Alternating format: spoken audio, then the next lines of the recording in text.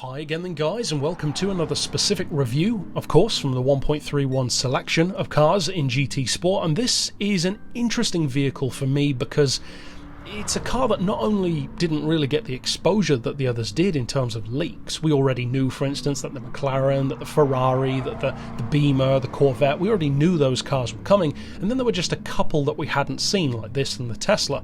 So it didn't really get the exposure that many of the others did, but also for me personally, it falls into a very strange category within the world of muscle cars, because for those who maybe don't know, I'm a huge fan of muscle cars. They're some of my favourite vehicles as a category, and some of my favourite classics are muscle cars. I love, for instance, the 1970 Charger 440. I love the 64 Chevy Impala, which is kind of a muscle car, but not necessarily fully. Something like a 57 Bel Air, and even if you go more into the luxury side of American classics with the 59 Buretts and the 62 Continental. I love those kind of cars. This one for me, it just doesn't do it, and I know that that's going to annoy a lot of people. Doubtless the video will get dislikes because all videos do, but the reason why I don't like this car is quite simply because it's utterly overrated. It looks the part for sure. It has the TV recognition for sure. It has a very cool livery with the Phoenix paint and the black and gold. Of course, across the board I can see why people would like it. It certainly has an iconic appearance. It's the performance that I have an issue with, because, thanks to the fuel crisis of the late 70s, a 6.6 litre V8 in no universe should have 219 horsepower. That is simply trash. Absolutely trash. I don't care if it's American, I don't care if it's European, no matter where that engine came from, that's useless. Now, 219 horsepower, if that were the maximum the car could have, my review would be very different, I can tell you that. Because such a big heavy car needs a lot of power and torque to make up for those disadvantages, which is why I've said before, when tuning muscle cars, you don't necessarily need to improve on the power. They've already got enough of that. You need to focus on what they don't have, which is enough gears to work with, stiffer suspension, and better brakes. If you fix those issues, the straight line performance takes care of itself. This car is unfortunately not exactly great for a straight line ability either, so you've got almost nothing to work with in its stock form beyond its appearance. However, when you tune the Trans Am, that's when things get good, and that is why, despite the fact that this is one of my least interesting muscle cars, or one of the least interesting muscle cars to me, it goes from that to being a car that I'm not a fan of at all, to being the car that I would still, despite that opinion, say is undoubtedly the single best muscle car in Gran Turismo 6, because alongside a couple of others, I believe the Camaro might have been, I believe the El Camino was, they were exactly 30,000 credits, which was the cheapest muscle car in the game, along with those couple of others that were the same price. But for that, you had a muscle car that had some of the craziest visual upgrades you could get, but more importantly, you could drop the weight. You can increase the power from the pathetic 219 to about 780, thereby unlocking the true potential of an engine like that. And even better yet, it had the performance to back up that power. There are plenty of muscle cars in Gran Turismo that are fast, but very few that can take on supercars. That's the difference. This was genuinely quick enough to take on stuff like Corvettes and Vipers in a straight line.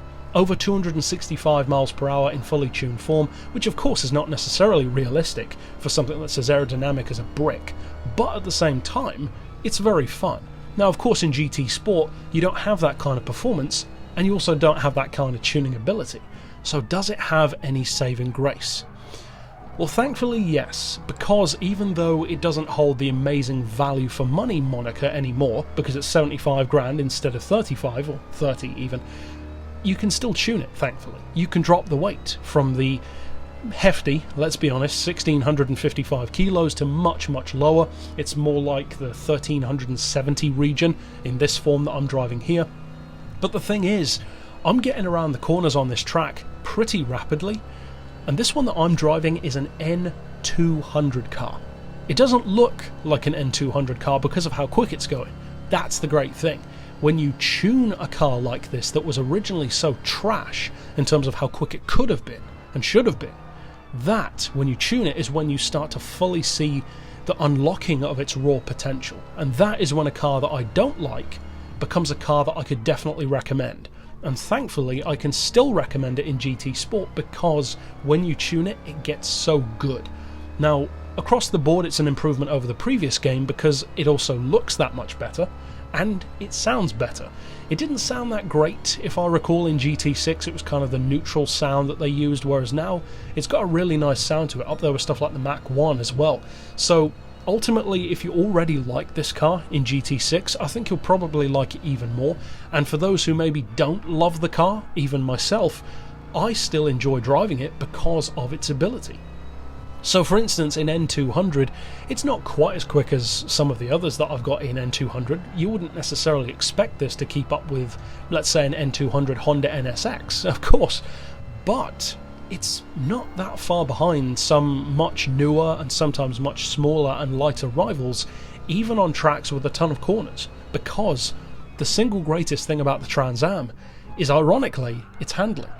Not in stock form, but once you tune it, it's so good through corners that it's deceptive. It's a fantastic car around corners, tons of grip, so beginner friendly, so user friendly, and it's one of the very few muscle cars actually that feels smaller and lighter than it actually is. Because most muscle cars, again, let's be honest, they feel big. The Charger is a big car. Various others, the Chevelle is a big, naturally wallowy vehicle. Even something like a Camaro, which doesn't conventionally look like a big muscle car, that car is still 6'2" wide, so it's not small at all.